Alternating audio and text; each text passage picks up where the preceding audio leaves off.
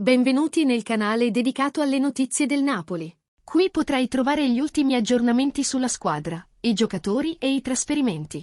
Non perdere nessuna novità. Iscriviti subito per ricevere le notifiche sui nuovi video. E non dimenticare di mettere mi piace ai nostri video per sostenerci e aiutarci nella crescita. Ora passiamo alle ultime notizie. Antonio Conte ha raccontato la possibilità del suo trasferimento al Napoli.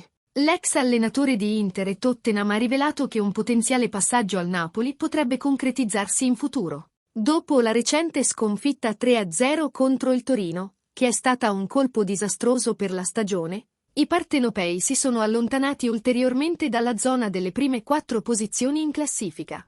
Conte era presente in tribuna durante questa partita e la sua presenza ha suscitato interesse, considerando i legami precedenti con il Napoli.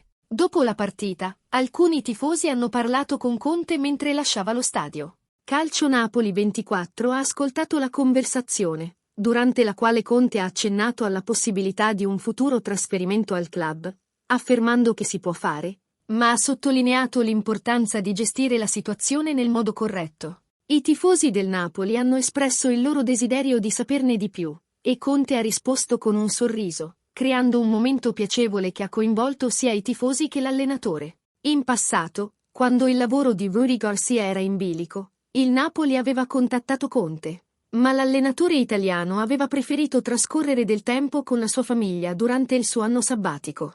Ricorda di iscriverti al nostro canale per ricevere gli ultimi aggiornamenti sulla squadra e, se hai apprezzato il contenuto, lascia un mi piace per sostenere il canale e contribuire a diffondere queste notizie a un pubblico più ampio. Il tuo supporto è di grande importanza per noi.